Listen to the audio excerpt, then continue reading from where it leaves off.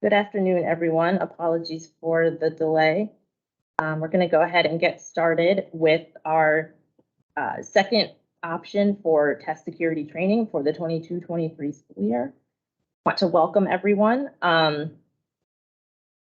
There is a link for sign-in, but you may also scan the QR code if you are able, just to make sure that we have a record of your attendance this afternoon. I'm going to go ahead and get started. My name is Stephanie Snyder. I am the Director of Assessments here, and I am joined this afternoon by Lauren Thompson, the Deputy Director, who will be walking you through most of the training. But just to get started, I wanted to share an overview of our agenda for today. We will be going through 6 modules for security training.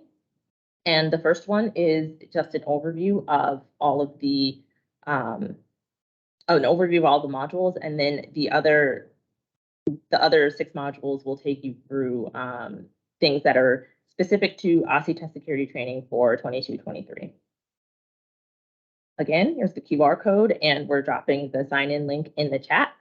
The test security and test integrity information and documents is a link to OSSE's website, which we'll also put in the chat, and that's where you can find a lot of the resources that we'll be discussing this afternoon.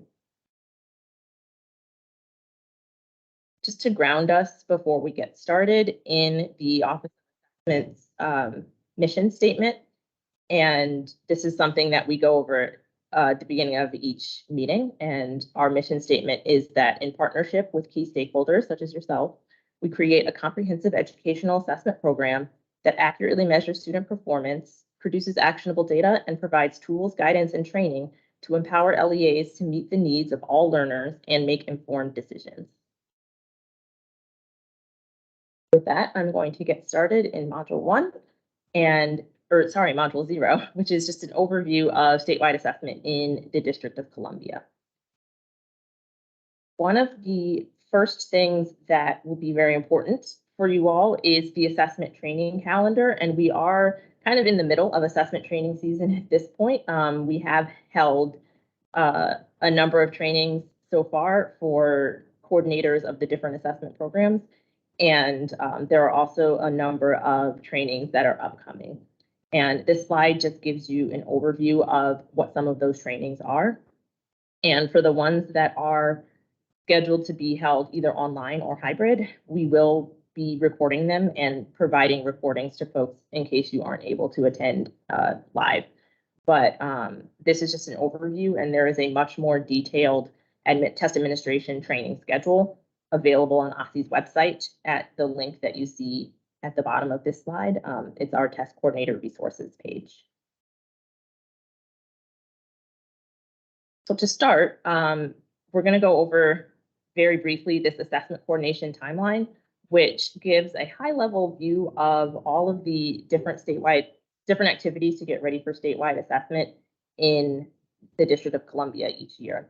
A number of these steps are things that you may have already done or are in the process of doing, but it really details the different steps to make sure that you go from planning and preparation and registration all the way through scoring and reporting results. The color and shape of each of the icons here indicates who is performing the action. So in the orange squares, you see that it is a LEA submission to OSSE that is needed. In the light blue circles, it's a school action with LEA oversight. The medium blue circles are an LEA action. The dark blue circles indicate an OSSE action, and then the red squares indicate when you should expect to see shipments going either to or from schools.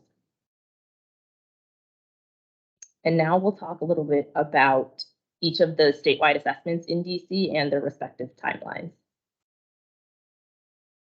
There are 6 statewide assessment programs within the District of Columbia. They include NAEP, which is only administered really every couple of years to students in grades 4 and 8 in math and reading.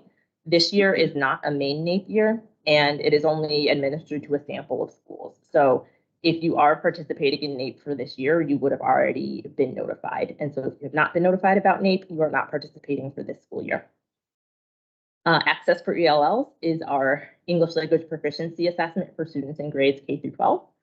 PARC and MSAA are our assessments in English language arts and mathematics for grades 3 through high school. PARC is our general assessment and MSAA is the alternate. And DC Science and Dynamic Learning Maps are our science assessments for grades 5, 8, and high school biology. DC Science is the general and DLM is our alternate science assessment.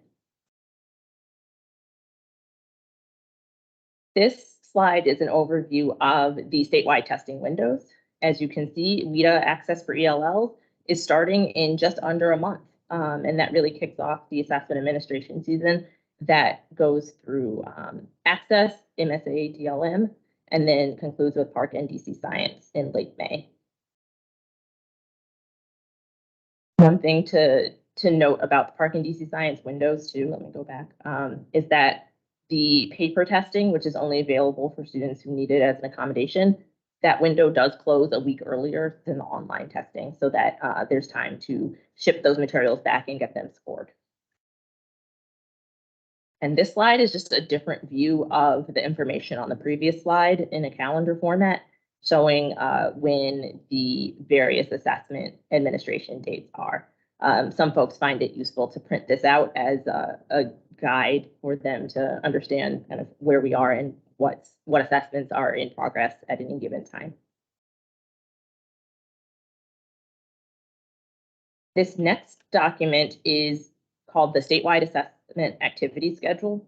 And this is just kind of a third view of what's going on with each assessment throughout the calendar year. So it starts in August with start of school, and then it kind of wraps around to the following August, and just shows what the major activities are at a high level for each of the assessment programs and for test security. And this document is available on OSSE's Test Coordinator Resources page.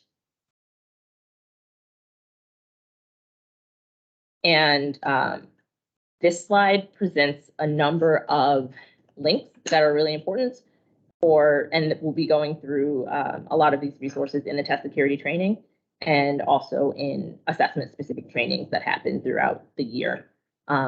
Two of the more important ones are the Test Coordinator Resources website, which is the third link here, and the Test Security website, which is the fourth link.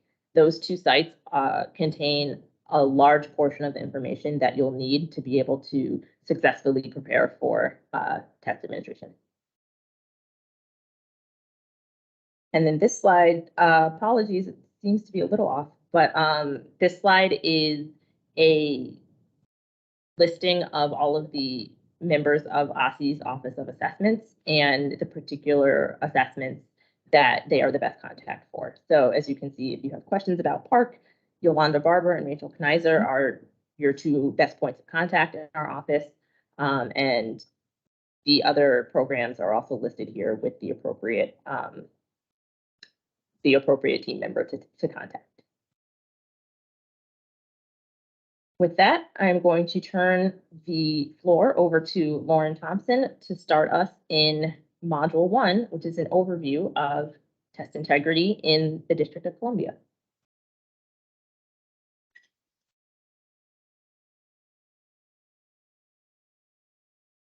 Thank you, Stephanie. Okay, welcome to Module 1, Test Integrity and Assessment Overview. I hope everybody had a wonderful Dr. King weekend. Here's OSSE's statement that we release annually. It explains why we ask for the standardization that we do. OSSE's goal is to develop and provide statewide assessments that yield fair and accurate results. To do this, schools and local education agencies are to administer assessments in consistent and standardized conditions. The best way for us to support schools and LEAs in administering quality assessments is to ensure educators understand and recognize acceptable and unacceptable assessment practices. Let's start with an overview of our test integrity and security policy documents. In the district, we're bound by a number of laws, regulations, and compliance documents detailing our test security requirements. These include the following that we'll dive deeper into: the Test Integrity Act of 2013, the Test Integrity Act Amendments of 2015, the 22 through 23 District of Columbia Test Security Guidelines, the Assessment Test Coordinator and Administrative Manuals for each summative assessment, and finally, the 22-23 Statewide Assessments, Participation, and Performance Policy.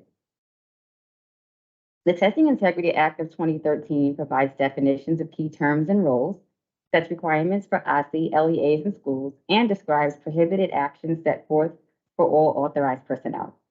The Testing Integrity Act of 2015 amendments updates requirements for both the school test plan submission and approval processes, sets requirements for OSSE training and guidance document release, and updates the list of approved electronics during testing in special circumstances.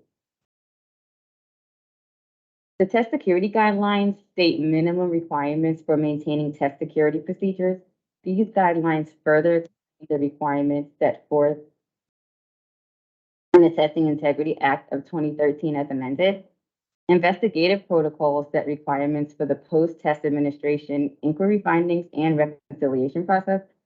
Both documents are available in the test security section of OSSE's assessment webpage. Our test administration vendors release annual test coordination and administration manuals for LEA and school level staff. Assessment manuals are available for all spring 23 assessments.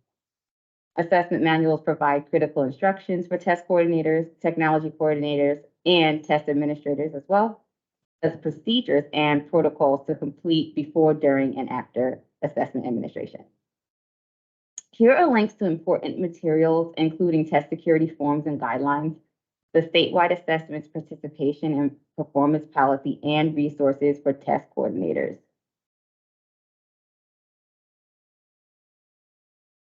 Established in the Testing Integrity Act of 2013 as amended, here's the list of formal assessment roles: state education agency, test integrity coordinator, assessment manager and/or LEA coordinator, test monitor, or test coordinator, and so on. And we're going to go deeper into these roles. Now that we've briefly discussed our policy, let's jump into your roles and responsibilities for the upcoming test administration. We're going to breeze right through. Keep in mind, all of this information is available on the assessments website under test coordinator resources. And I think that it was shared. Okay, authorized personnel. Authorized personnel include any individual who has access to statewide assessment materials or are directly involved in the administration of a statewide assessment. That means any person who will be involved in testing. Requirements include, let's look at these general requirements. We'll go deeper into it later, but here is just a list of the general requirements: completing the test integrity training, which you're doing now, receiving the test integrity and security notification statement, reporting breaches of test security and integrity, and the list goes on.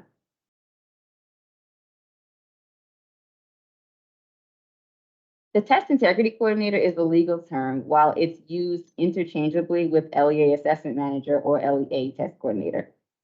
This role has most likely been selected at this point. Many of you are in this role.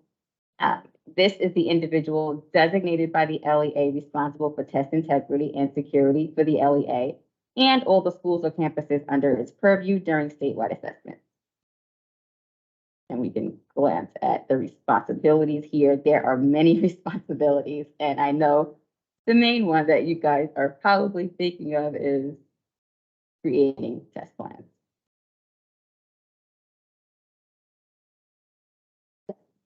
Please glance over this list of specific requirements for school test coordinators or school test monitors. Similar to the LEA test coordinator, the school test monitor or school test coordinator is responsible for test integrity and security for school or campus sites. These individuals are assigned this role by the LEA test coordinator. Also, like the LEA test coordinator, any school may have up to 3 different personnel designated in this role by assessment or assessment group, 1 for Park and DC Science, 1 for MSAA and DLM, and 1 for Access and All Access. Please glance over this list of test administrator requirements listed here. The test administrator is responsible for administering the assessment to students. Hello, in-person people. Please note that in the 22-23 assessment administration, the teacher of record may serve as the test administrator for their students without the need of an additional proctor present. Please glance at test proctor requirements and considerations. Test proctors are not required, but are considered best practice for testing groups of 15 or more students. A test proctor is an individual identified by the test monitor responsible for assisting the test administrator with test administration and classroom management. The test proctor does not have a specific set of duties, as their duties may vary greatly based on the needs of the test administrator and classroom. And finally, let's glance over the roles and responsibilities of the Special Populations Coordinator and Technology Coordinator. We love you guys. The Special Populations Coordinator ensures students receive the testing accommodations they require. The Technology Coordinator ensures student devices are available and ready with the software needed for testing and troubleshoots issues before and during testing. Please note the LEA assessment managers, LEA test coordinators, and/or non-public school test coordinators must assign authorized personnel to each applicable role. Let's jump into preparation and planning. More than likely, you've already been selected to take on the role of LEA test coordinator for at least one of the assessments at your LEA. Here's the link we use to access the most up-to-date information to assign access to your testing platforms, the school test plan application, and for other record-keeping purposes. So it's really important to provide OSSE with the most up-to-date information. Please ensure that this information is accurate and up-to-date. That's just another reminder throughout the assessment administration window. So if anything changes, please update.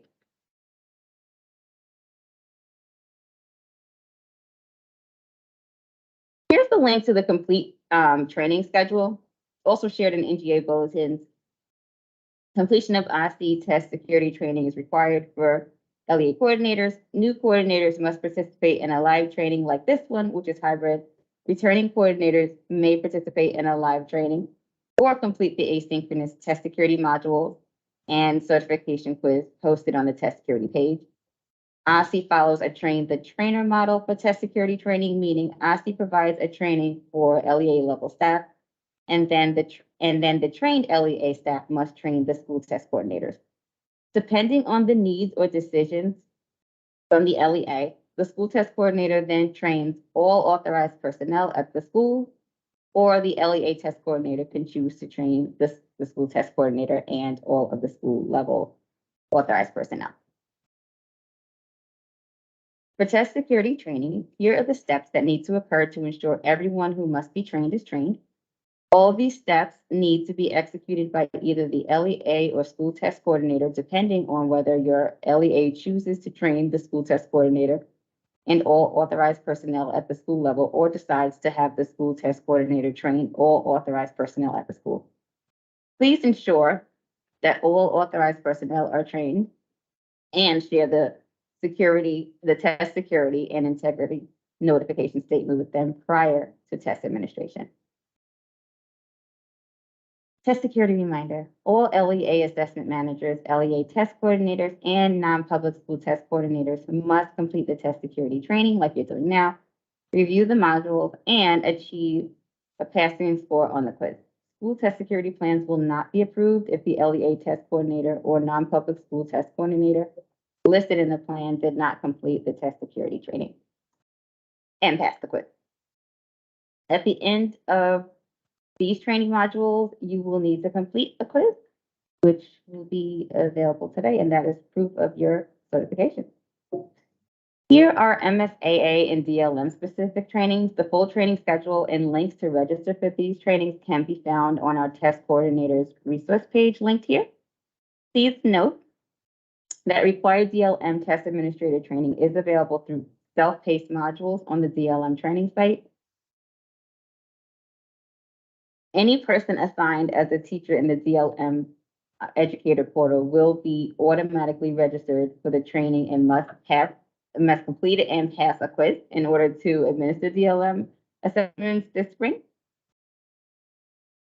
In addition to DLM, the full access specific training schedule and links to register can be found on the test coordinator's page under the document titled 22-23 Assessment Training Schedule. Here's a glance at Clark and DC science trainings. This is all available on our website again under test coordinator resources under that link and have been shared in the NGA bulletin.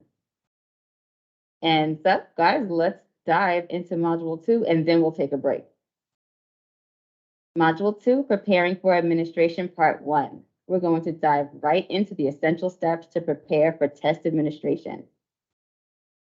You should familiarize yourselves with assessment resources, including the OSSE State Assessments webpage, test security forms and guidelines, test coordinator resources, and testing accommodations information.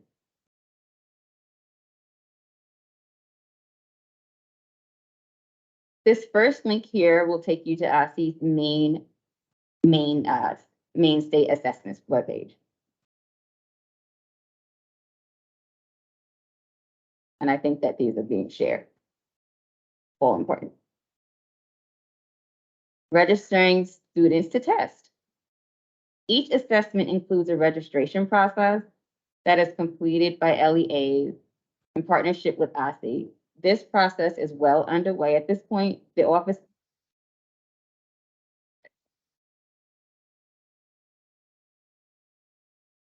just happened. My presentation just disappeared. 1 second, guys, for a technical.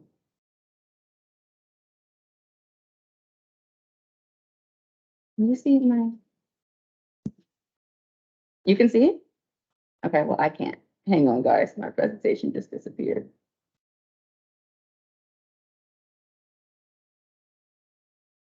How come you guys see it and I can't?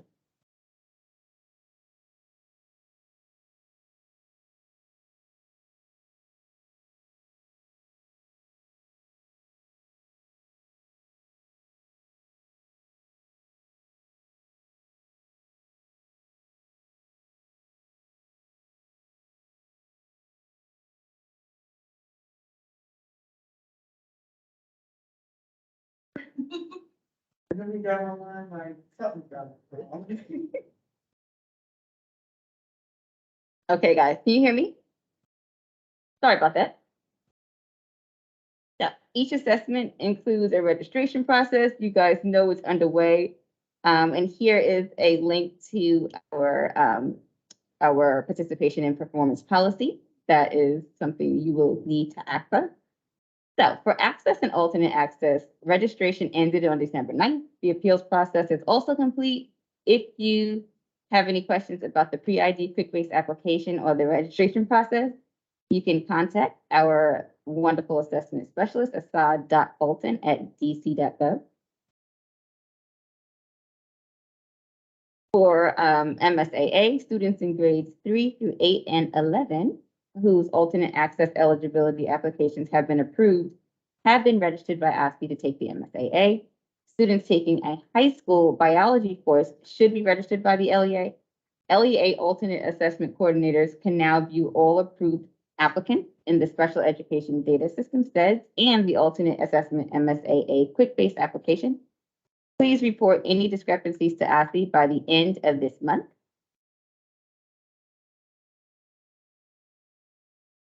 For DLM, students in grades 5 and 8 whose alternate assessment eligibility applications were approved have already been registered for the DLM assessment by OSSE. As a reminder, students taking a high school biology course should be registered by the LEA. As of January 9th, LEA alternate assessment coordinators can now view all approved applicants in SEDS. If you have any questions about the DLM registration process, you can contact our assessment specialist, Chelsea Charland, at chelsea.charlin@dc.gov. Park and DC Science registration aligns with each student's enrolled grade or course. OSSE registers all students in grades 3 through 8 for the Park assessment and students in grades 5 and 8 for the DC Science assessment. LEAs verify Park and DC Science registration for grades 3 through 8 and make adjustments for students in grades 7 and 8 taking advanced mathematics courses.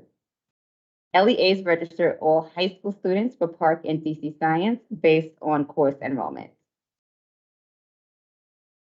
Here are the registration fields for the SRP&P. Park and DC Science registration information is uploaded into Pearson Access Next, or PAN, through a spreadsheet called the Student Registration and Personal Needs Profile, or the previously mentioned SRP&P. Directions for completing the SRP&P file can be found in Pearson Access Next, which is linked on this slide. Important deadlines, LEAs must complete the SRP&P by February 21st. This allows non-public school teams enough time to verify and submit their information for students attending their non-public school by February 24th. The LEA assessment manager is responsible for liaising with non-public school test coordinators or other LEA designees in charge of direct communication with non-public schools.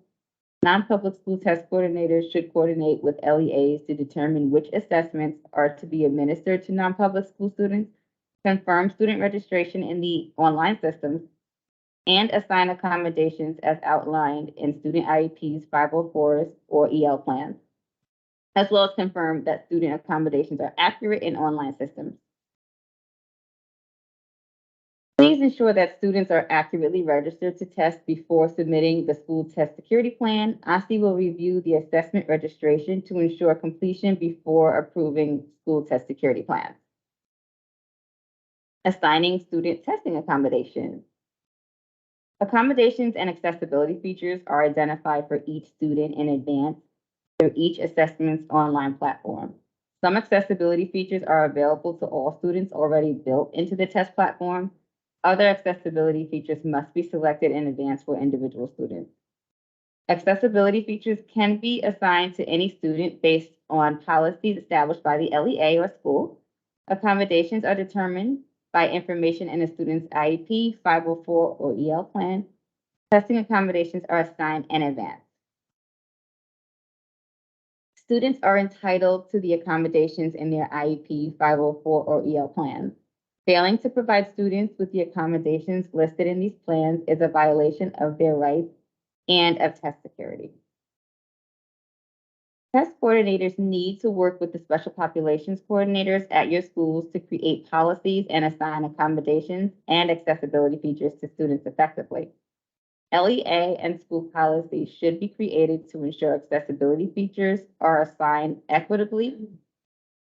Accommodations and accessibility features should be reflective of a student's typical testing experience. Students should practice using accommodations and accessibility features prior to testing. Students taking the access or alternate access assessments may require accommodations, universal tools, or administrative considerations.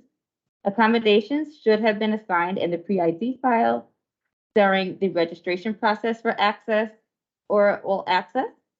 Access coordinators will use the pre-ID quick-based application to assign accommodations. Universal tools and administrative considerations can be assigned to any student prior to or during testing based on the discretion of the school or LEA. No documentation needed. For students taking the MSAA, requiring the use of accommodations and/or accessibility features, reference the MSAA Test Administrator Manual for a list of available accommodations. Any accommodations listed in the student's IEP may be used during test administration. The DLM test administrator is prompted to complete a first contact survey for each registered student. The results of this survey determine the accommodations in the DLM system. No additional action is needed to assign accommodations for DLM. Park and DC science accommodations and accessibility features are identified for each student in the personal needs profile section of the SRPNP. Information in the SRPNP is used by Pearson to provide digital supports to students. The SRPNP accommodations should be completed by February 21st to ensure student materials are shipped to schools prior to testing. Non-public schools should input the personal needs profile or PNP between February 1st and February 24th. If student accommodations change due to updates in an IEP, 504, or EL plan, accommodations can be updated in the SRPNP before testing begins. Accessibility features do not require materials from Pearson and can be completed in the SRPNP at any time before submission of the school test security plan. Please ensure that accommodations and accessibility features are accurate and uploaded prior to submission of the school's test security plan. OSSE will review the registration files to ensure completion before test security plans are approved. Assigning staff to testing roles. Access test coordinators who have registered with OSSE via the site ID file were recently provided with accounts in WIDA ACCESS. These user accounts allow test coordinators to provide user access to test administrators and other authorized personnel as needed. If you're the access coordinator and you do not currently have a WIDA AMS account, please contact assad.bolton@dc.gov. MSAA test coordinators who have registered with OSSE will receive access to their accounts in the MSAA system in late February or early March. Similar to Access, these user accounts allow test coordinators to provide user access to test administrators and other authorized personnel as needed. The DLM LEA test coordinator is the main point of contact between OSSE, the DLM service desk, and the LEA.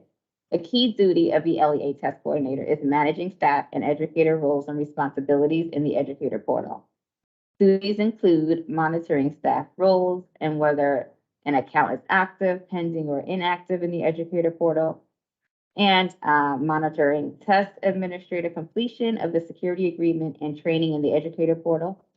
Before serving as DLM test administrators, educators must complete the required test administrator training online and complete the DLM security agreement. For 2023, all DLM test administrators must complete the training module for new test administrators, even if they previously served in this role. Park and DC science test coordinators who have registered with OSSE were recently provided with accounts in Pearson Access Next, or PAN. These user accounts allow test coordinators to provide user access to test administrators and other authorized personnel as needed. Resources for each Park and DC Science role can be found in the Park and DC Science Test Coordinator and Test Administrator manuals are linked here. Prior to testing, test coordinators and test administrators are responsible for reading the manuals and performing their duties as outlined. Every school is required to establish and maintain a school test security file in hard copy, and it must be kept on file for 4 years. Please glance at this list of documents that must be included in the school test security file. The complete list of documents that are required to be stored in the school test security file are listed in the school test security file checklist. And that document is available on our website as well.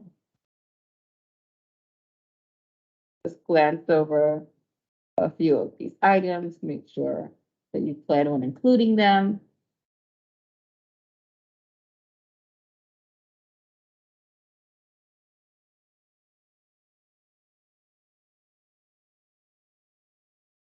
Please ensure that the test security file is updated as often as possible during and after the test administration window.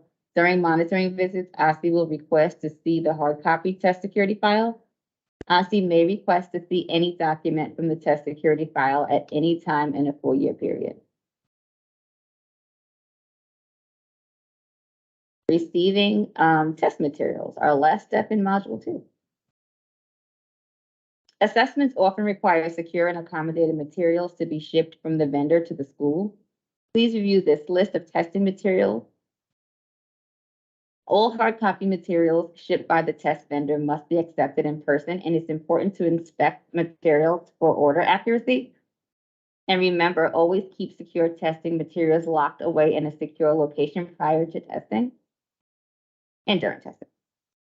Non-secure materials such as manuals may have electronic versions available. Please refer to assessment-specific guidance on how to obtain your test manuals.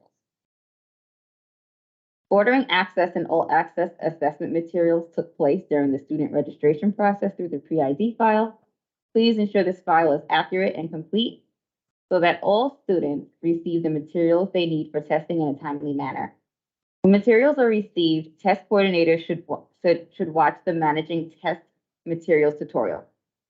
They should also receive inventory and distribute test materials to designated staff and report the amount and type of overage to OSSE. MSAA testing materials can be downloaded from the MSAA online system to administer the assessment.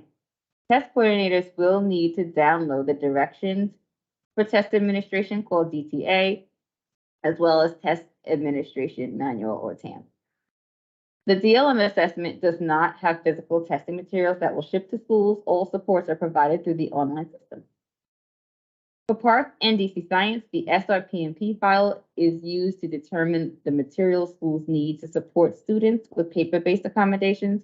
In most cases, accommodations will be delivered electronically in the testing platform, but some paper-based materials may need to be shipped to schools. LEAs finalize accommodations and ensure information is updated in the SRPMP by February 21st. Non-public schools should ensure accommodations are accurately input into the SRPMP file by February 24th. Materials will begin to arrive in March. Note, these orders may take 1 to 2 weeks to arrive at schools, so please plan additional orders accordingly.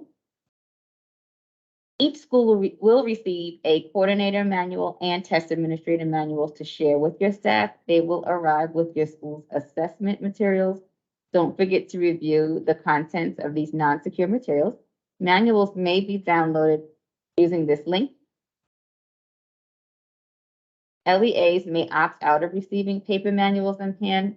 Electronic versions of the test coordinator and test administrator manuals will be available online this month. For Park and DC Science, secure and scorable materials need to be kept in a locked space until they are returned to Pearson at the end of testing. Secure materials that must be shipped back to Pearson include test booklets and answer documents, human reader scripts, and tactile graphs. The test coordinator manual includes the list of secure materials that must be destroyed by the school, including testing tickets, student rosters containing TestNav usernames and passwords, reports or documents with student PII, scratch paper, or printed math reference sheets that have been written on. Shipments from Pearson will include labels and packaging for returning secure materials. Additional orders do not include return shipment labels. If you will need return materials that you do not already have, please order them with your additional order. Return shipments must be sent to Pearson within 5 school days of the last day of testing. Contact UPS to schedule a pickup for your materials and provide them with the details on the shipping label Pearson has provided. A delay in returning materials is considered a test security violation and may impact scoring. Failure to return secure paper materials is a serious test security violation. But it's time for a 5-minute break. Okay. So you guys can do what you want for the 5 minutes. However, there is a Dr. King trivia question for those who are up for it, and you can enter your answer in the chat.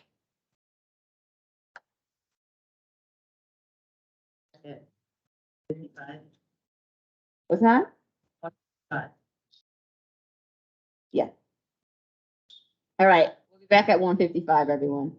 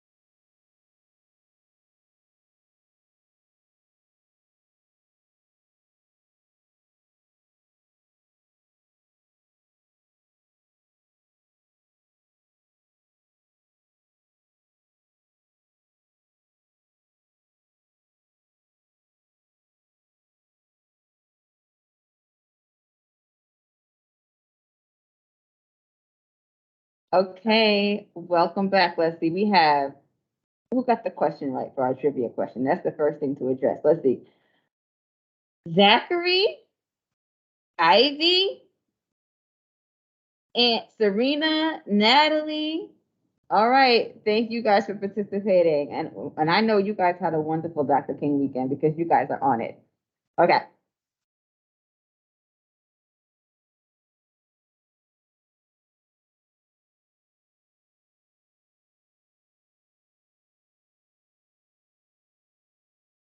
Give you guys a few seconds for everybody to return from this break, and then we will start.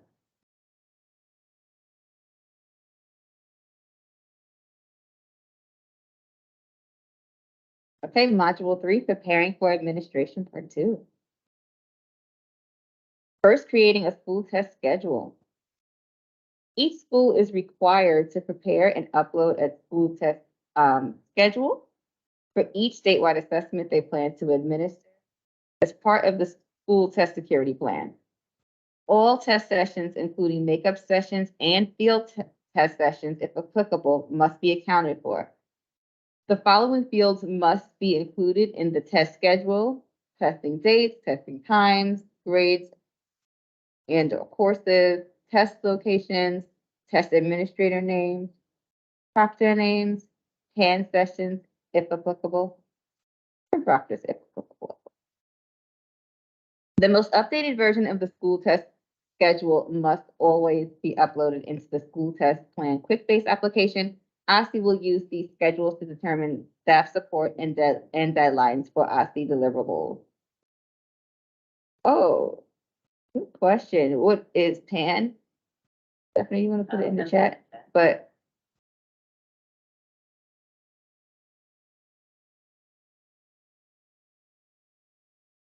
in short, Pearson Access next, but Stephanie's going to put it in the chat. So, for assistance on how to create an access or alternate access test schedule, there's a testing scheduling tutorial on WIDA's website linked here. A few things to consider when creating the access and/or all access test schedules. All testing must be completed by March 24th, 2023. Kindergarten and all access test sessions must be scheduled as one-on-one sessions. And for all access, you must account for field test sessions. For MSAA and DLM test schedules, here are some things to consider. Test administration for MSAA and DLM is one-on-one. MSAA test sessions may consist of 1 or 2 items at a time, or 10 or more items depending on the student's ability level. The DLM assessment includes 9 to 10 testlets that take about 15 minutes each. To administer, the DLM system takes 10 to 15 minutes to generate information for the subsequent testlet. Test administrators may pause the MSAA or DLM test at any time based on student needs. Students are allowed to take breaks whenever they are needed, and breaks may consist of a few minutes or a few days for these assessments. And finally, all MSAA and DLM testing must be completed by April 28, 2023. Excuse me. Here are a few things to consider when planning the PARCC test schedule. Units and unit durations can be found in the PARCC and DC Science Test Coordinator Manual linked on this slide. Different from previous test administrations, the 23 PARCC ELA assessments will have an additional field test unit for specified grades. All math test items will be embedded in the operational unit.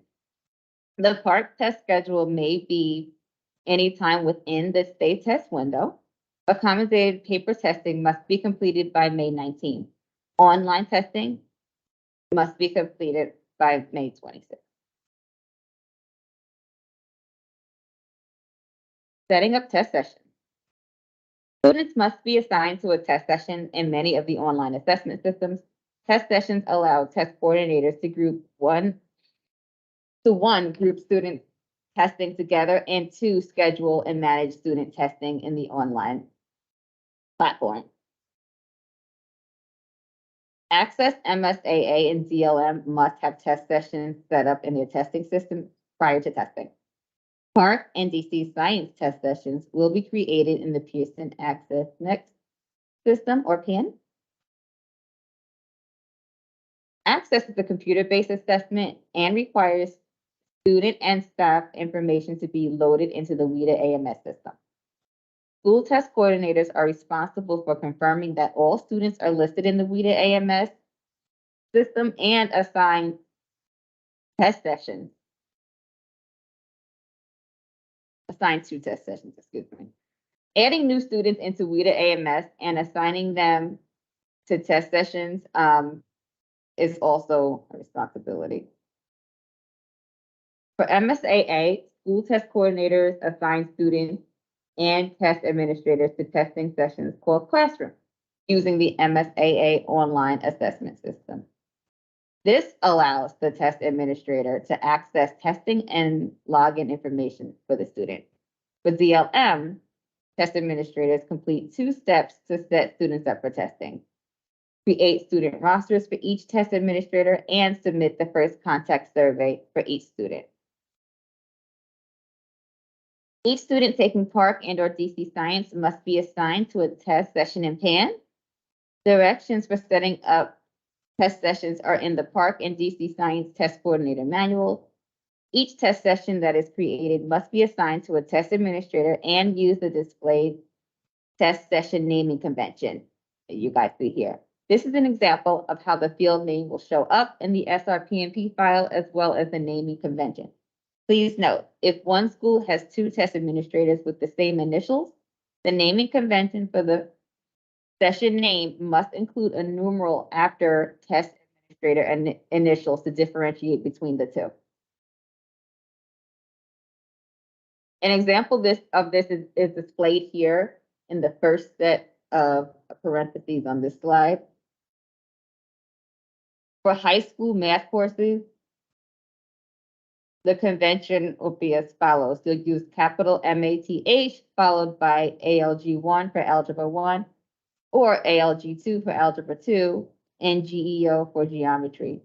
For high school science, you'll use SCI.bio as the beginning of the naming convention for biology test sessions. All ELA assessments, including high school assessments, will be coded capital ELA, followed by the grade of the assessment. Test sessions must be accurate and use the correct naming conventions in order for a school test security plan to be approved. This is all available in the Coordinating Statewide Assessments Guide located on the OSSE Office of Assessments webpage under Test Coordinator Resources. We're going to start the next section. Can we pause? There's some questions in the chat that I'd like to just voice over. Okay. And typing. All right, we're gonna just pause for a second to address questions. Thank you. Okay. One of the questions was going all the way back. Will PAN login be the same as QuickBase login? And the answer to that is no. PAN, Pearson Access Next, is a particular system that is used by Pearson for management of the Park and DC Science assessments. So your login for PAN is different than your login for QuickBase, which is 2 of the OSSE app. The OSSE support tool and the school test security plan are run through QuickBase, and those are OSSE logins. So your logins will be different. Next question was about field test sessions. I think, Lauren, you mentioned field test sessions. And field test sessions are sessions where students are testing out new assessment items to make sure that the items are working properly and we get good data on the items before they're used on future assessments in future assessment years. This year, there are 2 assessments that have what we call standalone field test sessions. So they are actual separate sessions from the regular administration. So alternate access this year does have a standalone field test, which we provided information about in trainings, but also on our website. And so those sessions need to be accounted for in your test schedule, as well as Park ELA assessments also have a standalone field test in selected grade levels. This year, those grade levels are grades 5, 8, and 10. So you will also have to account for an additional session for those 3 grade levels for Park ELA in your school test schedule. There's a question about the test schedule format, and one of the slides we did note that LEAs may use their own format for the test schedule as long as it includes all of the fields that are in the OSSE template. So if you have a test schedule format that works better for you in your school, you may use that as long as it has the minimum fields which are outlined in the OSSE template that's on our website. And also, if you are a multiple campus LEA and using your own format, please use the same format across all of your campuses. And then final question, or a couple final questions, is Access computer-based for kindergarten also? And the answer to that is no. Kindergarten Access is administered on paper. And I believe those are all the questions in the chat. And I see one question about getting PAN login info, and I will. Okay, thank you, Stephanie. Yep, the timing is good. All right, guys, moving right into setting up student testing devices. Prior to testing, technology coordinators, that's a tough one for me sometimes, to review the technical specifications for each assessment and ensure that student devices are ready for testing. Things to consider when the LEA, school test coordinator, and technology coordinator plan for device preparation. Review device requirements, update device software if needed, download applications, or even create shortcuts to website links, and ensure appropriate bandwidth for administration.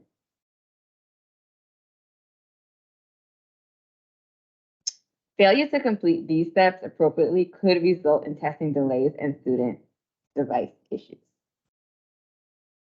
WIDA AMS is the online platform used for test administration and materials management for Access and All Access. Technology coordinators ensure that OSSE is installed on all testing devices.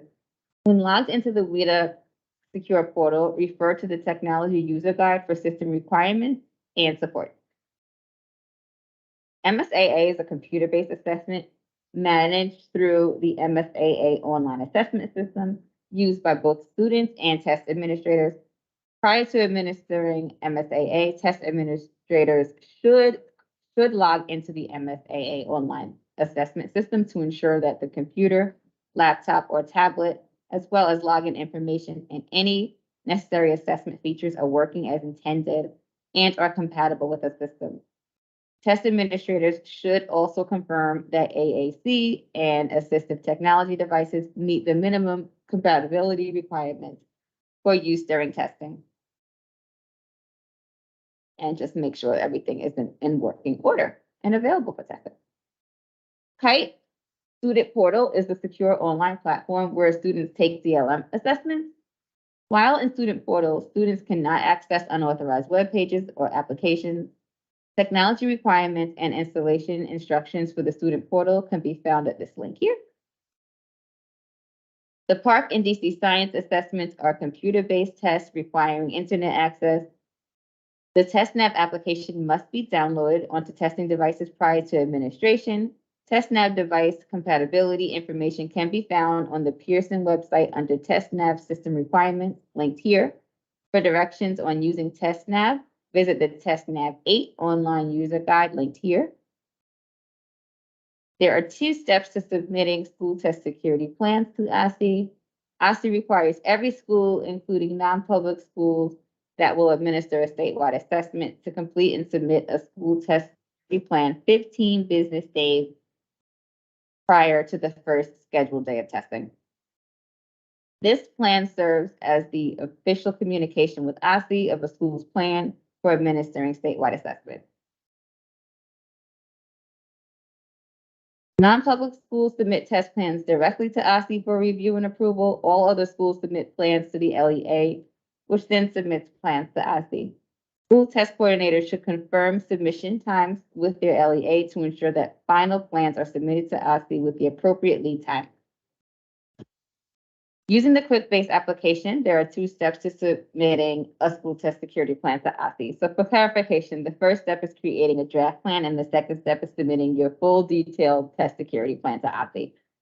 The initial plan that is created in the quick-based school test security plan application is a draft plan. This is not the detailed test security plan. For the draft plan, you're entering your intended testing dates that are within the testing window, which informs OSSE of your school's expected testing start and end dates for each assessment. Once you create the draft plan, the quick-based application will automatically calculate your specific due date for the final test plan or plans. Draft plans for access for ELS was due on January 17th. Draft plans for all other assessments are due no later than February 15th. On that for just a minute and reiterate, when we say draft plan, that really just means going into the app and entering your test dates into the quick-based app. And what that does is allows the app to calculate when your final plan is done. So I know you may be seeing the date of January 17th, which is today, for draft access plans. And really all we need is for you to go in to the app and say, I am testing between February 23rd and March 15th. I made up those dates, but that's all the information that OSSE needs today, so that we have a sense of when to expect your actual plan that includes things like logistics and how you'll be handling secure materials and all of that. So just to stamp once again, all that we need for access today is are your schools planning to administer the assessment? Okay, test plans must be completed by assessment program. A school may decide to submit a separate plan for each assessment or combine plans by program. When combining plans, schools will have at minimum 1 plan for access and all access, 1 plan for MSAA and DLM, and 1 plan for Park and DC Science as applicable to the assessments administered at the school. If a school decides to include 2 assessments within a plan, the assessments must be paired by program, and the plan must address security protocols and logistics for both assessments.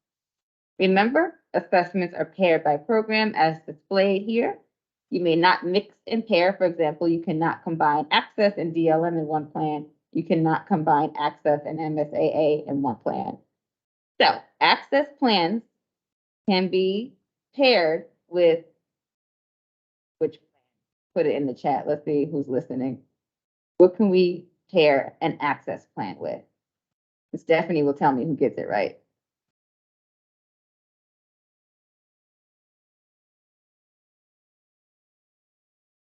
Each school test security plan must include the following information. Take a moment to glance at this list. Who's that? JS? Thank you, JS. That's right. All access.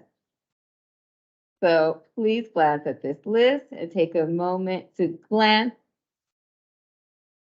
You have to be really specific in all of the information that you input into this school test security plan. If your OSSE approved test schedule changes or your OSSE approved list of authorized personnel changes, please update those attachments in your approved school test security plan. So if it's already planned and you have a change of authorized personnel, please go in and update that. There was a question about the draft plan clarification, and for those draft plans that are due on February 15th, which is for all of the assessments besides access. Yes, again, the only thing that we're expecting in those plans is your expected testing windows. Okay, thank you for that. Thank you for that. So yes, the draft plan is very, very, very brief, guys. Testing cannot begin until the school test security plan has been approved by OSSE. Approved plans include accurate, detailed, and specific information, and authorized personnel list, and school test schedule that are detailed and attached to these plans. For Park specifically, a complete SRP&P file with test sessions, specific test administration locations, accommodations, and test administrators has to have been completed, and our intention is to approve test plans in their first iterations. So be sure to be very specific and detailed.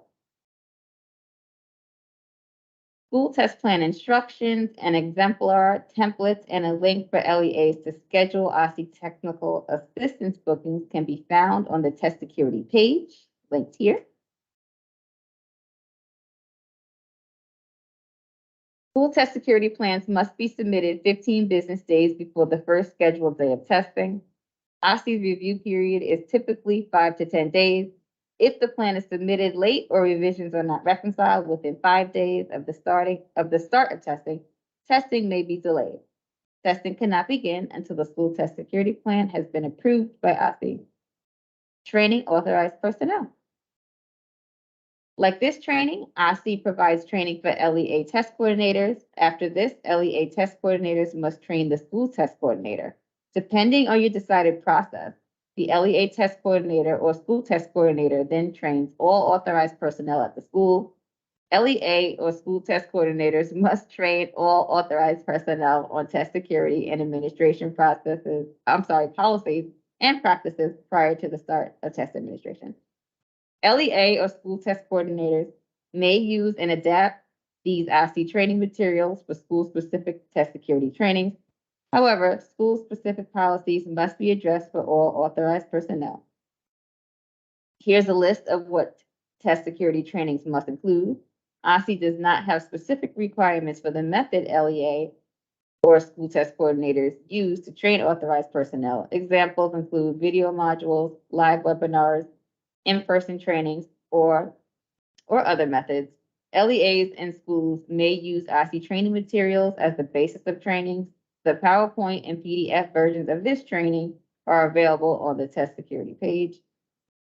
Before testing can take place, all authorized personnel or anyone who may come in contact with secure test materials or student testing at any point during assessment administration must complete test security training. Training materials, attendance certifications such as sign-in sheets and test security and integrity notification statements must be placed in the school's test security file. Now we'll move on to specific trainings. Access is administered in small groups to individual students by a trained test administrator.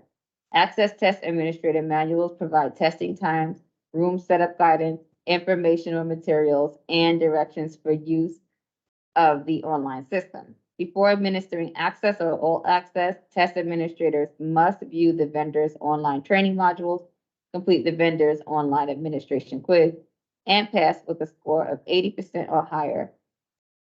First year test administrators only, though.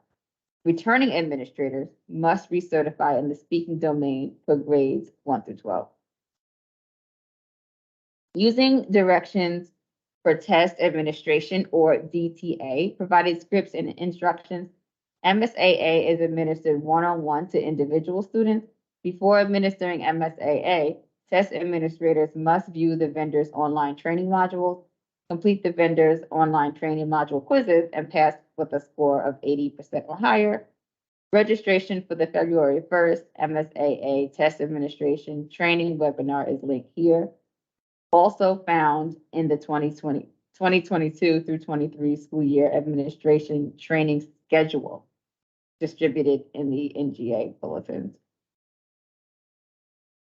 Required DLM test administrator self-paced training modules are available online. Here's a schedule. The DLM training webinar for LEA test coordinators was held on January 11th. DLM test administrator trainings are listed here, and a follow-up question and answer webinar is scheduled February 9th. Visit the DLM DC website for additional DLM training and administration information. Vendor online trainings are not required for Park and DC Science test administrators. However, test security and administration training is provided by LEA or school test coordinators. OSSE offers optional Park and DC Science trainings to support new and experienced test coordinators, linked here and located on the test coordinator resources page, linked here. And finally, sending assessment notification letters to families. Each school must send home a notification letter to families, making them aware that their student will participate in statewide testing. A sample letter is available on OSSE's website, and it may be used or modified to fit the needs of each school. This template is available in English and other languages. Letters must include the dates and purpose of the statewide assessment. And finally, a copy of assessment notification letters sent home must be kept in the school's test security file, and that is a hard file. Let's jump into module 4. Set up and monitoring. Setting up testing. Okay, so it's essential that students only have access to allowable testing materials outlined in the assessment manual. Access to additional resources or tools is prohibited. Authorized personnel are responsible for ensuring that the testing environment is free of content that may provide students with an unfair advantage. Before the first day of testing, non-permissible bulletin and wall displays with tested content or taking strategy must be removed or covered in testing room. Hallways, stairwells, bathrooms, etc., and must remain removed or covered for the duration of statewide assessment administration. Maintaining test security is an important factor when setting up a testing environment. So here are seating recommendations to ensure the testing environment is secure. Making sure adequate space exists between desks. Special considerations may be permitted when assessing students with disabilities, though, such as administering assessments one-on-one, such as with the MSAA or DLM. The seating would be different. And also when assessing English learners one-on-one. So additional details regarding administrative conditions for students can be found in the test administrator manuals for each assessment. School test coordinators and test administrators should adhere to their LEAs and schools' established protocols, while also ensuring the security of assessment content and a consistent testing experience for all students. Here's a typical learning environment that's not prepared for testing, where non-permissible wall and bulletin displays are up and uncovered. Desks haven't been rearranged. Potential content and test-taking strategies are visible to students. Following the general rule that if the material in question may help a student answer a question or find an answer, is not allowed in the testing environment. So let's see, type in the chat what you would cover up, remove, or change in this typical learning space to make it a test-ready space.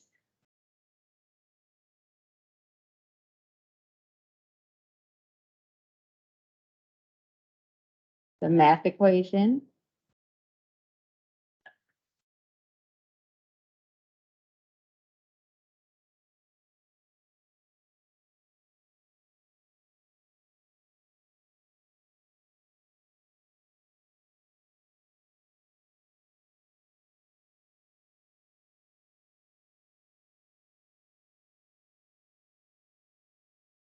Yep.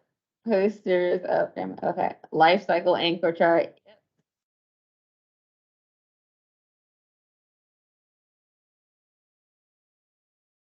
Great. Yep, student work.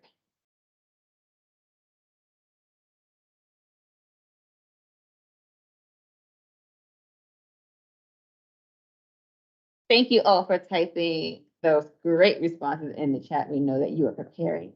Someone noticed the desk. Yeah. Oh, someone got the desk? Okay. Okay, yeah. So, yep, there were multiple wall displays that could have been removed or covered. And I think you guys got them all. Let's see. Yep, you guys got them all. All of these are examples of non-permissible wall displays because they may include content or test-taking strategies related to what may be assessed. And please note for access and all access content is defined as English word translations from other languages or visual aids conjugations of verbs from other languages, grammar and syntax rules, English language arts, writing strategies, vocabulary aids, and any other content or strategies that may assist a student in completing their reading, writing, listening, or speaking domains. All right, now let's get back to this visual. We noticed that, I know someone called out, the desks were needed to be separated. So there were a lot of things. Well, you guys got everything. But testing environments can go even further to ensure secure testing environments. So, such as here, where the test administrator decided to cover non-permissible, they covered non-permissible wall displays and bulletins, but does anyone notice another change that they did in this environment to go even further?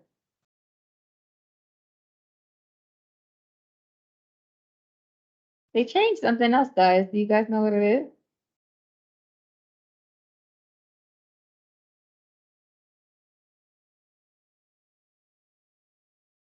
Whoa. All right.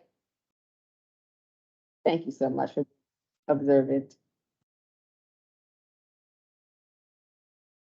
Yes, the desk dividers can be used to ensure students are unable to see testing content and responses of their peers.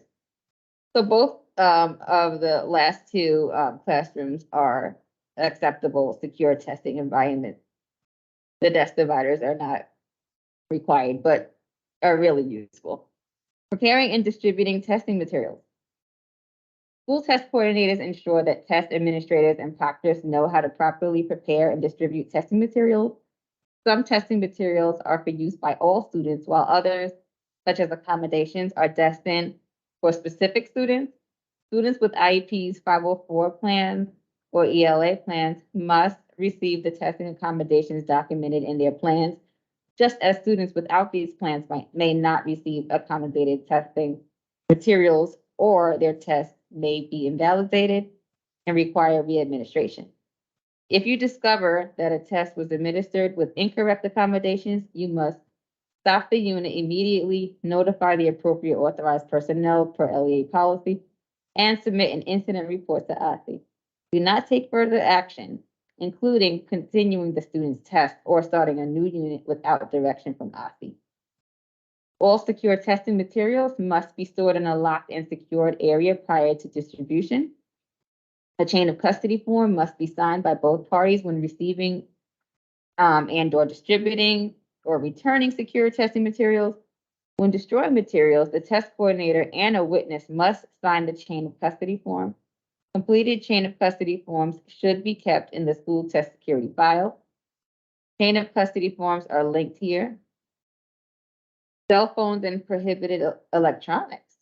Cell phones may not be used in the testing environment by students or test administrators. During the administration of paper-based tests, no cell phones may be in the testing environment at any point during testing. During the administration of computer-based tests, school test monitors and school technology coordinators may use cell phones for technical support. If a student or student testing device experiences technical problems that prevent the student from normal continuation of testing, the test administrator must alert the school test coordinator and technology coordinator. All technical problems and delays which significantly impact the administration of the assessment must be reported and documented by the test administrator as an incident using the OSSE support tool. Here's a list of prohibited materials for statewide content assessments, which include PARC, DC Science, MSAA, and DLM. Consult the test administrator manual and accommodations or accessibility manual for each assessment for a complete list of allowable and prohibited materials during testing. As mentioned earlier, bilingual word-to-word dictionaries are not permitted while administering access or all access assessments. Here are the prohibited actions during access assessment. So let's just glance over these: reading aloud, test items, translating test items. Additional guidance can be found in the access test manuals available on the WIDA website. Calculators are available within the test platform on calculator sections of math units for computer-based tests. Handheld grade-appropriate calculators are another option for use on calculator sections of math units. The only times a calculator is permitted for non-calculator sections of a math assessment is when specified by a student's IEP or 504 plan and documented as an accommodation. Test administrators must confirm that calculator memories have been cleared prior to testing. Here's a glance at prohibited calculation devices. And additional information regarding calculator usage is linked here.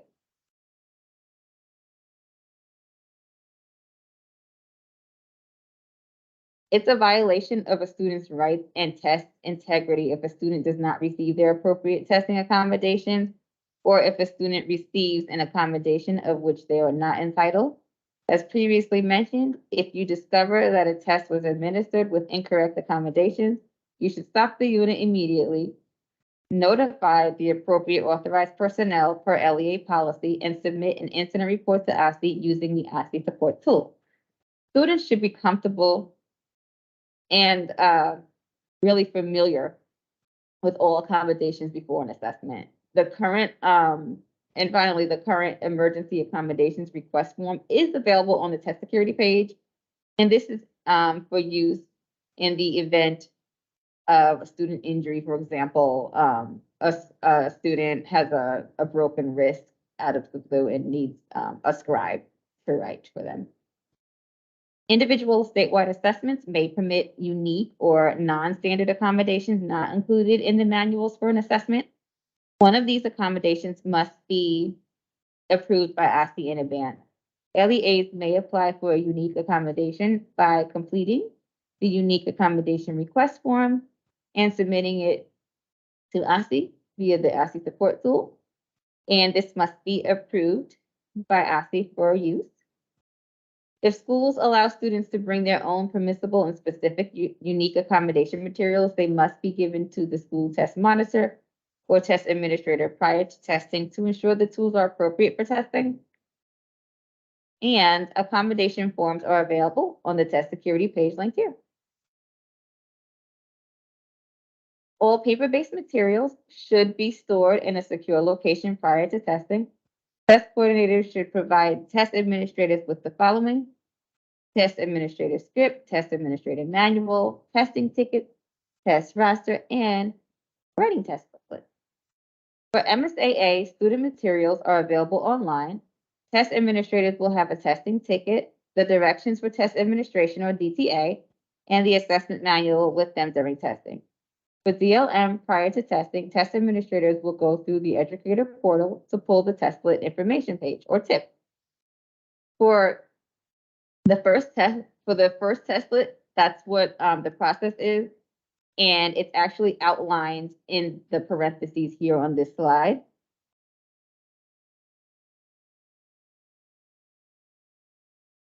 So in addition, test administrators pull student usernames and passwords via the credentials icon in the instruction and assessment planner or via the test management section in the educator portal, and that's outlined here.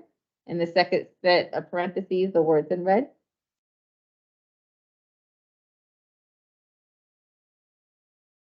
For the Park ELA assessment, all students should be provided with headphones. Students need to hear audio and or video content. Headphones are not needed for Park math or DC science assessments unless students have an accommodation or accessibility feature that requires them. Just a reminder, test administrators should be trained on and in the know of student accommodations and accessibility features. Students should already be familiar with any tools that they're going to be using as well. Next, administering statewide assessments to students. Authorized personnel must follow test security and administration guidelines and guidance to securely administer assessments to students. They must also refrain from committing prohibited actions during test administration, and in instances Where there are exceptional or special circumstances, namely incidents, the school test coordinator must contact OSSE via the OST for next steps. A makeup test window must be included in the test schedule uploaded with the school test security plan. This tells OSSE that your test plan can accommodate students who are absent from testing during the initial test session and that there's enough time for them to make up these assessments. Prior to testing, test administrators should be given test administrator manuals that they will keep throughout testing. This way, they may review them to further prepare for test administration. After all, they must follow all directions and scripts provided in the assessment manual and reference it throughout test administration. Kindergarten. Solely for access and all access, kindergartners may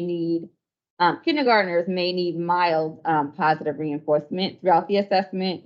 We know kindergarten access and all access is administered one-on-one. The test administrator script provides acceptable phrases such as good job and very good. So please review prior to and during administration. Please refer to those scripts. MSAA is administered to individual students by a test administrator. The directions for test administration, or DTA, provides the scripts and instructions that should be used throughout the testing process. DLM is administered to individual students by a test administrator. Begin by assessing students on the first testlet. As each remaining testlet becomes available, it triggers the next one to be made available. So they also have to retrieve the tip that we talked about before and gather material and assess the student. Within the DLM educator portal on the test management screen, the test progress column will confirm whether or not all testlets are complete. And this is further information available on our website for those of you administering that assessment. Okay, so Park and DC Science. Prior to the first day of testing, test administrators were trained on testing policies and scripts within the Park and DC Science in previous years, and we are continuing this. Administrative manuals must be distributed. At the beginning of testing, test administrators must read manual scripts verbatim. In the event of technical issues, contact the test coordinator or technology coordinator for support and next steps. And reminder, test administrators may not view content on the testing screen or troubleshoot technical issues occurring within the testing platform. Does anyone know who would do that? You can put it in the chat if you know who would do that. Who takes care of that job? Which authorized personnel? Okay, and prior to the first day of testing, students should be provided with opportunities to practice using TestNav, using the testing tools, and they should be going through a practice test so that they know what they're doing. Unless a direction is explicitly written in the testing script, test administrators cannot explain how to use a tool during testing in the TestNav system. So it's important to be testing this out in classrooms so that students don't get to the test and they're asking how to do something. It happens.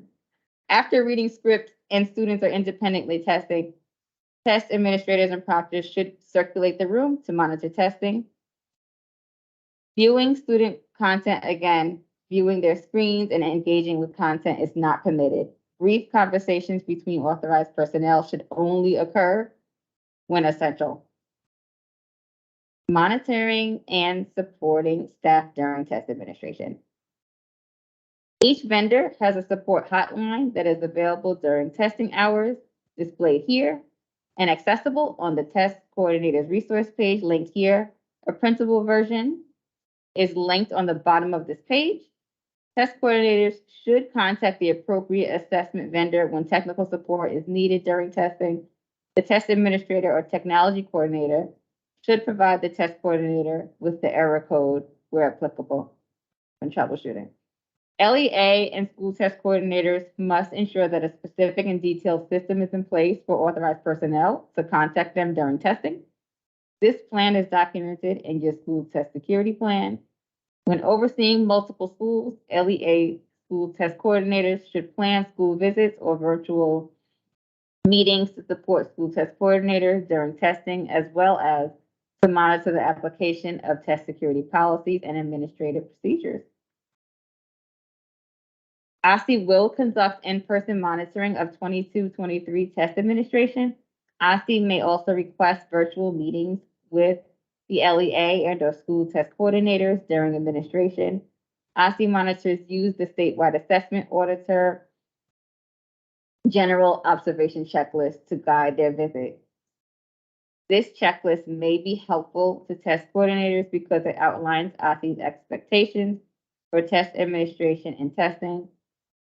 During monitoring, OSSE will review school test administration and security procedures to ensure compliance with federal and local law, state regulations, policies, and guidance.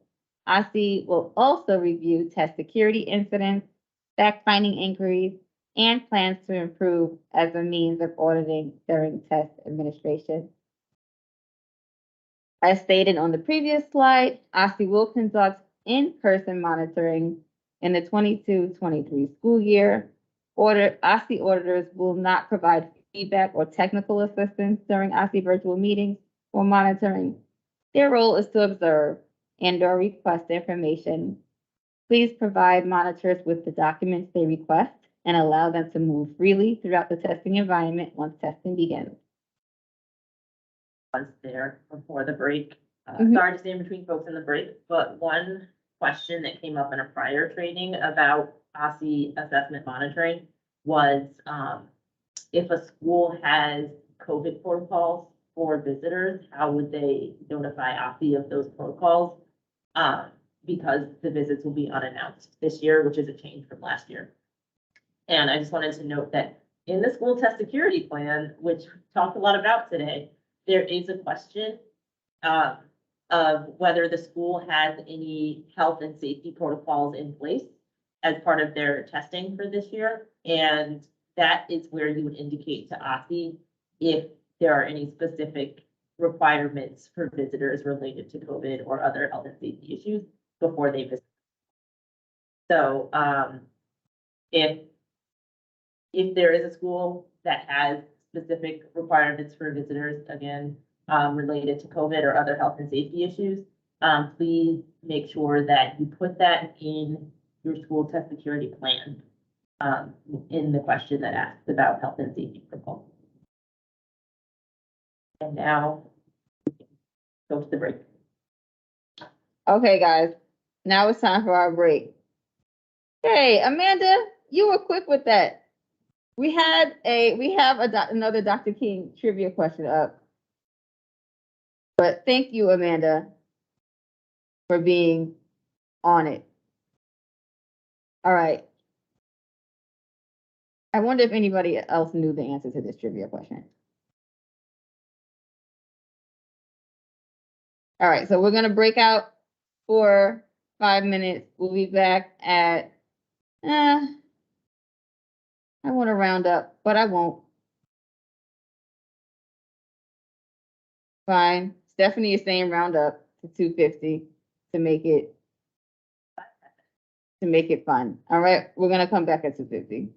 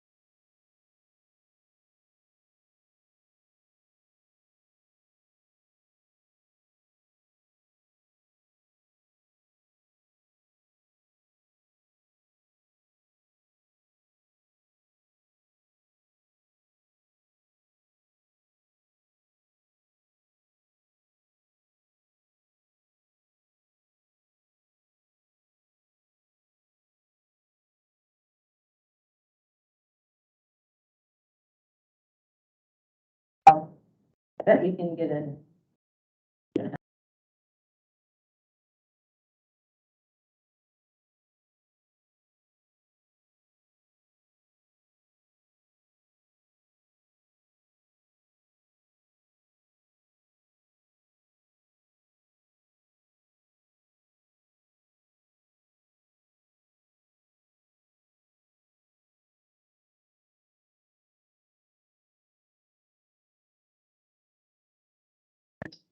Get back. Now, now,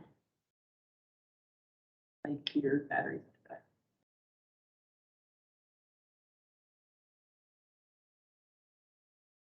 hi guys, I hope you're all here. We are continuing Module 5, Test Administration, Prohibited Actions, and Incident Reporting. Test Administration. During test administration, authorized personnel must follow all test security and administration guidance to securely administer assessments to students and refrain from prohibited actions during test administration. As a reminder, in instances where there are exceptional or special circumstances during testing administration, the school test coordinator must report incidents to OSSE using the OSSE support tool to obtain next steps. Referencing the Testing Integrity Act of 2013, all authorized personnel are prohibited from test fraud, academic coaching, cheating, and test tampering. Failure to comply is a violation of test security. Prohibited action. Authorized personnel are prohibited from the following before, during, and after test administration: looking at test items, reviewing test content, interacting with content on secure assessment, giving students verbal or nonverbal cues, answering test questions for students, and writing on student scratch paper, etc. This is separate from a test administrator administering an accommodation such as human reader, human signer, etc. In these cases, test administrators are to follow all appropriate directions in the test administrator manual to ensure they are maintaining test security. Cheating. Please glance at this list for examples of cheating, which can also be done passively, such as failing to actively supervise students during testing, allowing student time to practice secure test items before testing, or even allowing students to use notes or other references during testing. Here's a glance of what constitutes test tampering. In a nutshell, test tampering is altering student responses in any matter which is prohibited. Note, MSAA and DLM assessments allow or even require certain materials to be printed and reviewed by test administrators prior to administration. Consult the specific test administrator manuals for each assessment for further details. Please glance at a few more examples of test tampering, including leaving secure test materials in a non-secure location or unattended by authorized personnel, and failing to observe the test material chain of custody procedures. Exceptions to prohibited actions are limited to providing an accommodation documented in a student's IEP, 504, or EL plan, or supporting students with staying on task or staying focused. Let's glance at this list of what supporting students to stay on task and focus can look like.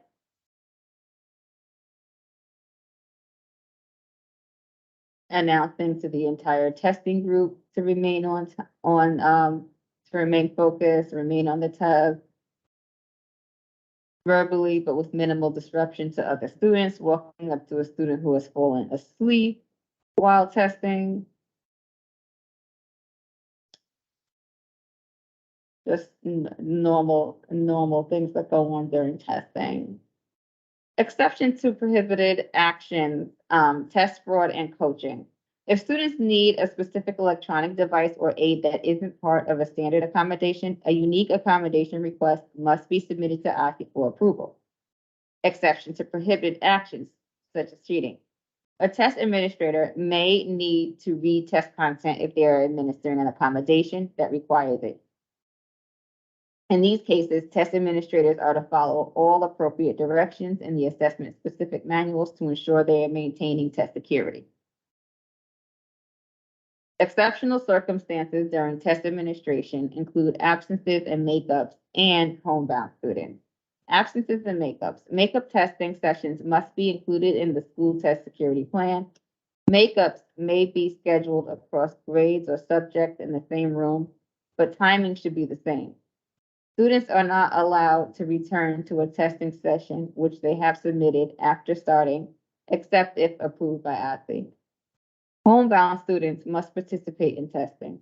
The test monitor works with the test integrity coordinator to determine how these students will be assessed and notifies OSSE in the school test security plan.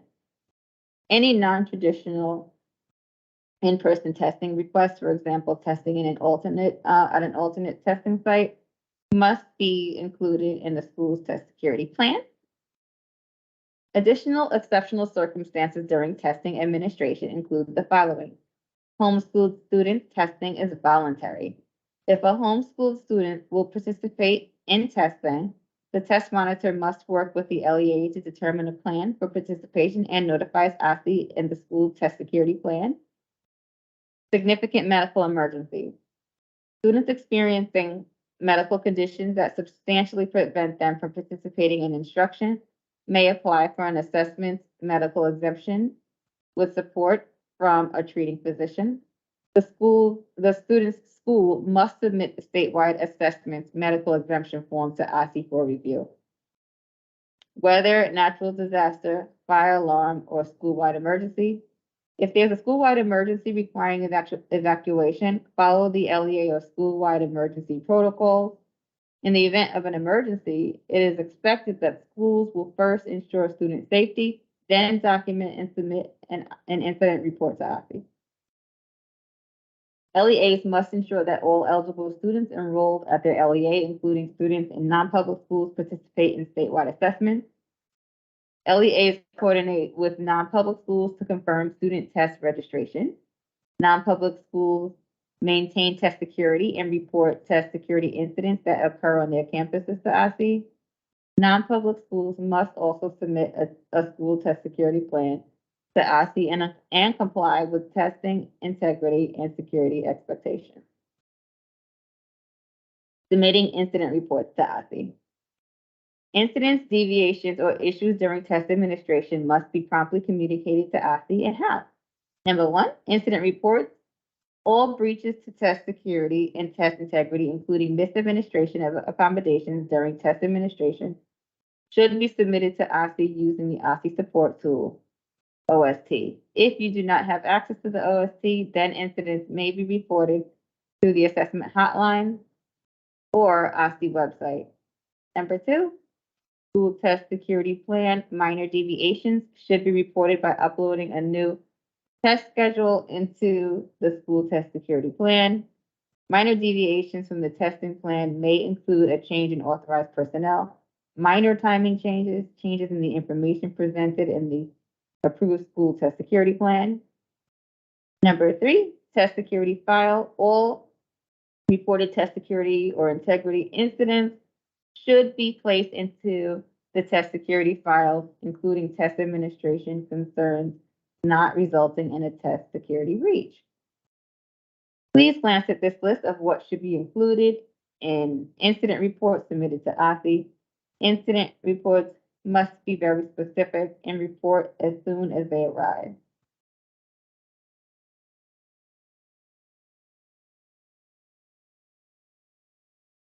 Here's a list of what occurrences should be documented by submitting an incident report to OSSE. Fire drills causing students to evacuate. A student starts a testing session, then becomes ill. A student does not receive appropriate accommodations, just to name a few.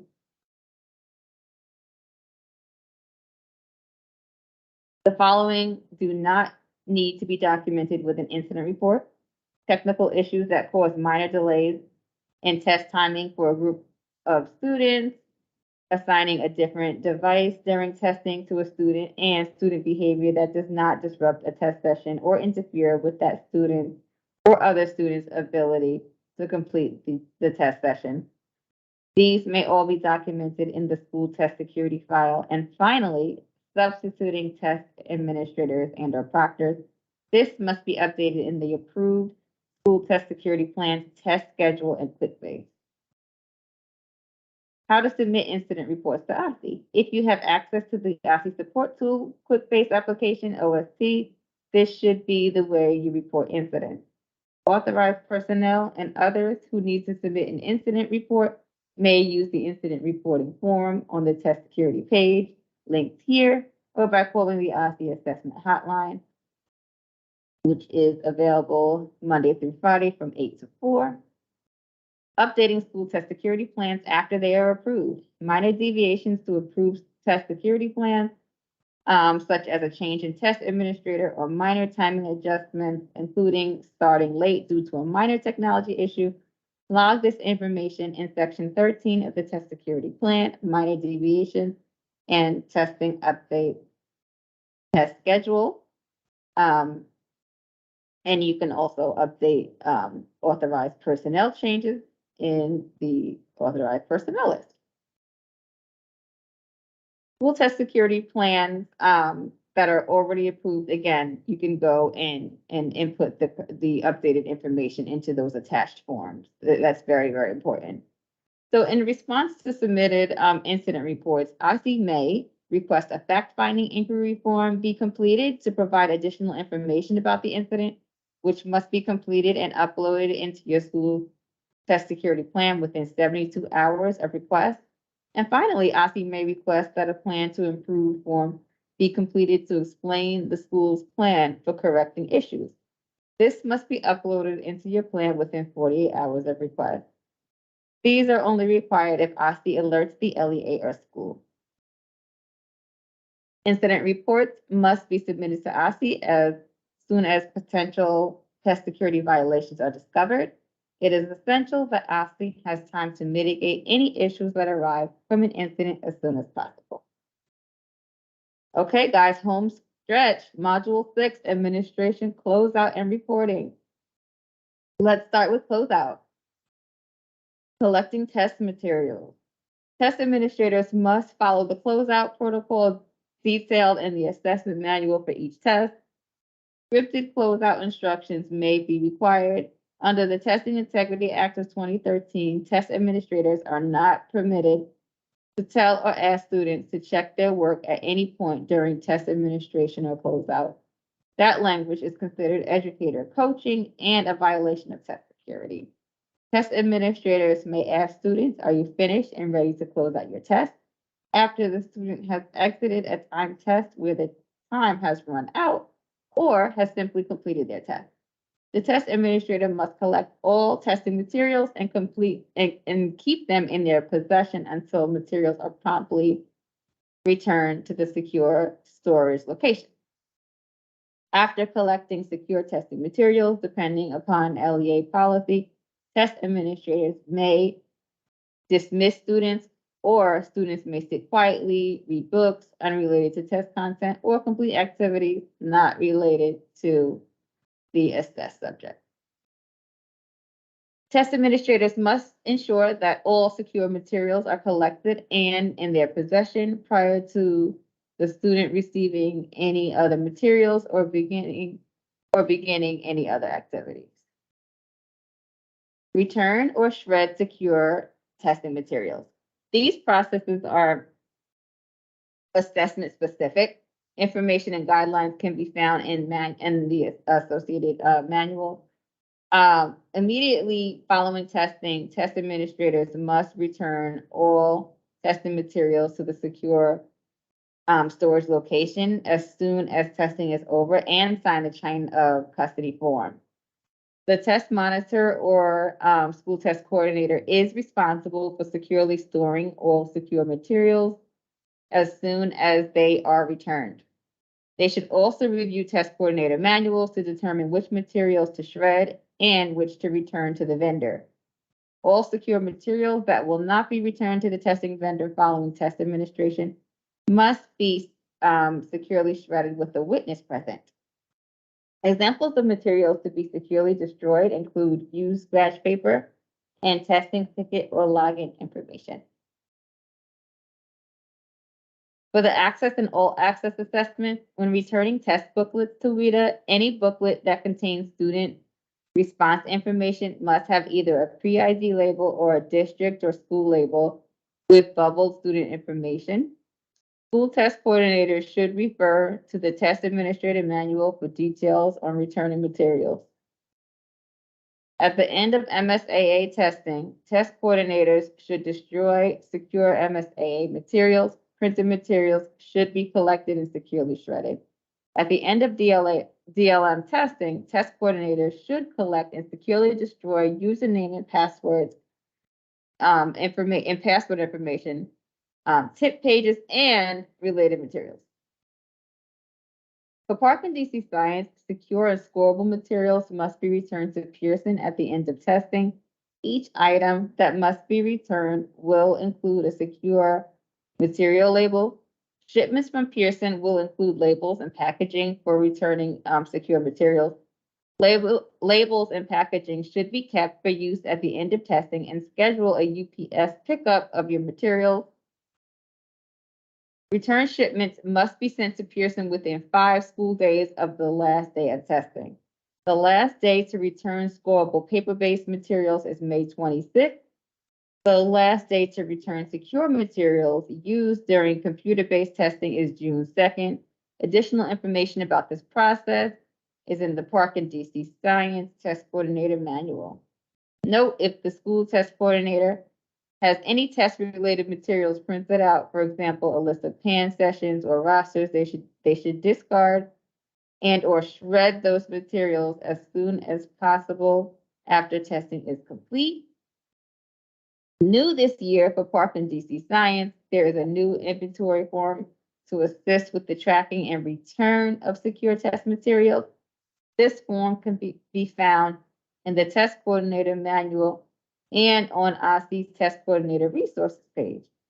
First, school test coordinators will complete this inventory form detailing the items returned, serial numbers, barcodes, shipment pickup date, and tracking information. Second, this form will be submitted to LEA test coordinators. And third, this will be kept in the school's test security file.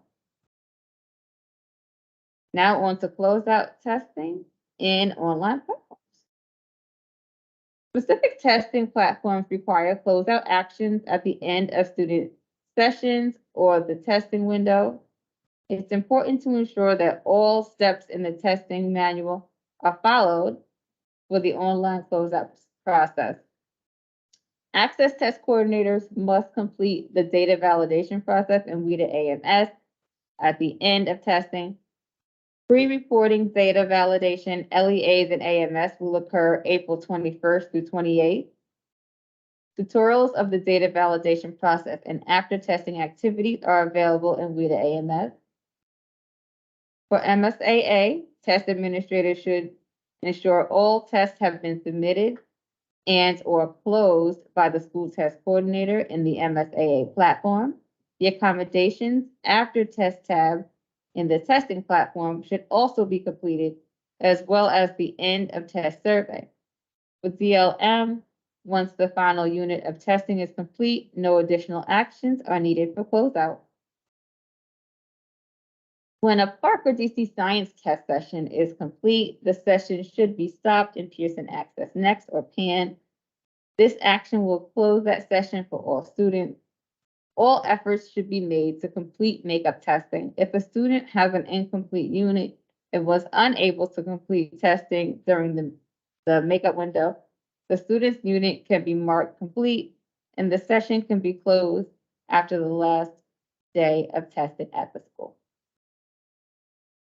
Finalizing the school test security file. The school test coordinator must ensure that all required information in the school test security file is updated after the test administration of each assessment. Every school is required to keep the updated file in hard copy format for 4 years. Every school must keep an updated version of the test security file as mentioned in hard copy, and we keep this on file for 4 years. OSSE may request to see the test security file at any time within the 4-year timeframe. Submitting test integrity and test security affidavits to OSSE. Within 10 business days after the close of each statewide assessment window, the LEA test coordinator or LEA test integrity coordinator must obtain signed affidavits from the non-public and school test coordinator for each assessment. No, scratch non-public, just school test coordinator. Within 15 days after the close of each statewide assessment window, LEAs must submit all school affidavits and one LEA level affidavit for each approved school test security plan. Note, schools should refer to QuickBase for approved school test security plans to ensure that you are submitting an affidavit for all required assessments in a particular plan. Non-public school test coordinators must sign affidavits or not and submit them to OSSE via the OSSE support tool. Here are the due dates for test security affidavits by assessment program. The 10 days from assessment end date is the date by which LEAs must obtain signed affidavits from the school test coordinator for each approved test security plan. If your schools are finishing testing before the end of the window, you can collect and submit the affidavits before these dates. These dates are just shown as the latest possible dates that could be based on statewide window.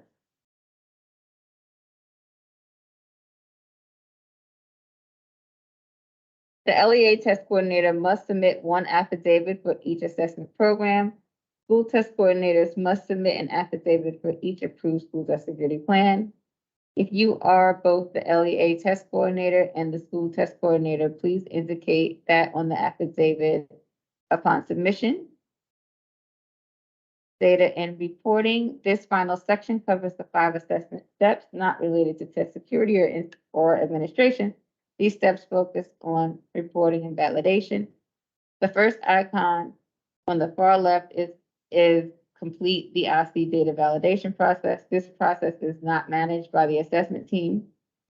Data managers at your LEAs and schools will be contacted by OSSE's Office of the Chief Information Officer or CIO, who will provide details about this process. One assessment data point that CIO will ask for is for LEA test coordinators to confirm that the start and end dates for each of the school's assessments are correct in the school test security plan. The next 4 icons show the typical steps in preparation for the public release of student assessment results for the year. As we gain more information about the timeframes for reporting spring 23 results, OSSE will communicate the steps and details with LEAs and schools. This completes module 6 in the entire, in its entirety. This is the 2023 test security training module series. Please follow the link here to access the quiz and certification form. You must receive a score of 80% or greater on this quiz. And good news is you may take the quiz as many times as you need.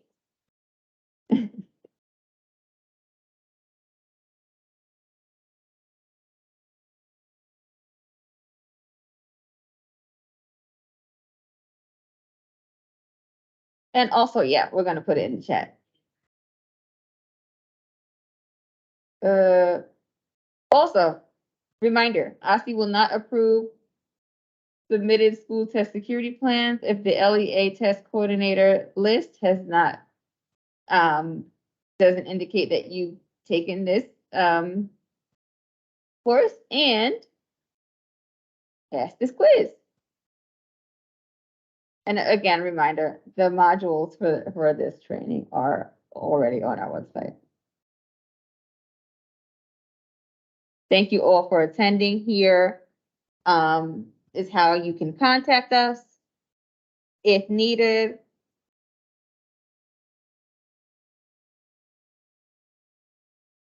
So clap for yourselves for completing step 1, which is complete test security training.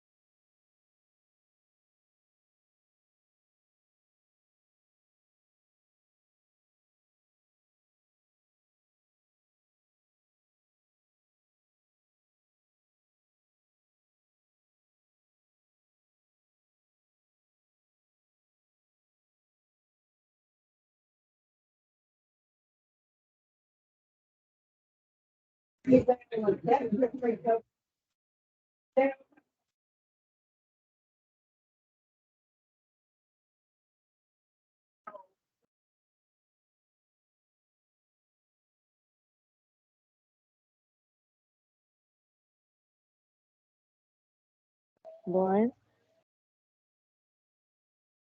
Lauren? Yeah. Yep, we can hear you. Oh, I'm sorry. I just wanted to ask two Okay. quick questions. Because I had gone through them also, so this was like a good kind of refresher reinforcement. And I didn't know if these two questions were trick questions or not, but there was one about accommodations and just kind of following what you do like instructionally. But in my mind, I want to say no, but then I'm like, yes, if you're following the ones that are in the IEPs, but it doesn't list out accommodations based on IEPs. So it seemed like a trick question, which are the accommodations you should provide if a student has an IEP or any type of accommodations. So just wanted some clarity there. So yeah, any accommodations that you're using on. Uh-oh, it's breaking up. Let me pause. Oh, I think you went muted by accident. I see the mute on. Oh, there we go. It's off now. Okay. Sorry. So yeah, I'll just say that again. Any accommodations that are being used on statewide assessments should be documented in a student's IEP. And should be generally consistent with what they're doing in the classroom for daily instruction and for classroom-based assessment. So if you do have questions. Okay. The way you answer that makes sense to me. And then, but this question doesn't say what's in their IEP. It just says used on assessment should be generally consistent with those used during instruction, but it doesn't, it's like missing a part. You know what I'm saying? So I put true, but then I'm like, oh, it doesn't say the IEP part. Am I going to get this wrong? Anyway, it's beyond the assessment, but it's also important to know. So when I train teachers, I know exactly, what I'm saying. But thank you for that.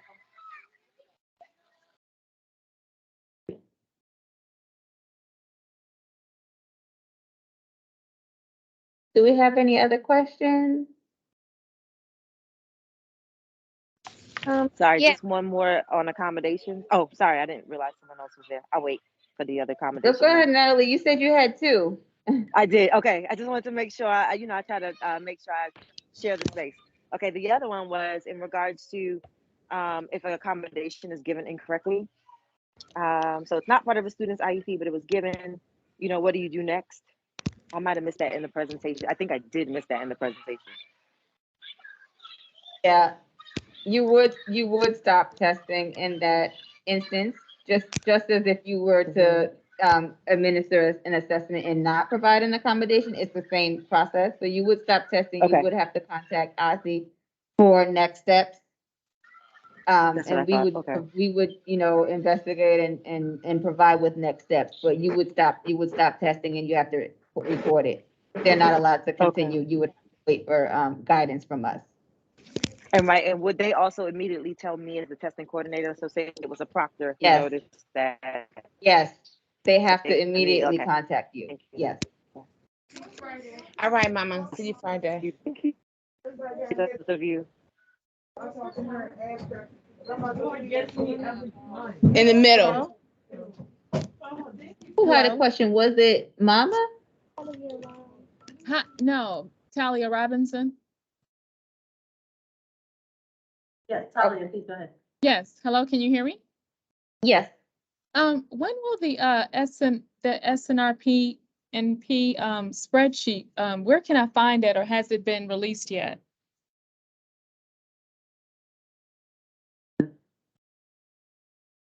It was sent out in the NGA bulletin, and it can also be accessed in Pearson Access Next. If you log in and go onto, I'm going to test my knowledge here, under support and documentation within Pearson Access Next, you should be able to download both the template and the field definitions guide for the SRPNP. Thank you. And I see Jade has a question. Sorry, I was just trying to answer the POC section of the of the question because I'm only doing access, so I kind of tuned that part out, but I'll figure it out. It's okay.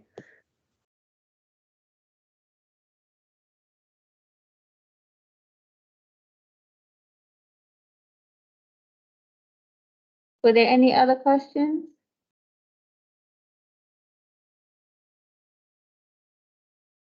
Well, thank you all for coming today. And we hope that we have given you the assistance that you need and the confidence that you need to go ahead and administer testing and maintain those secure testing environments. And we'll see you at another training sometime. Everyone. Thanks for coming. Bye-bye.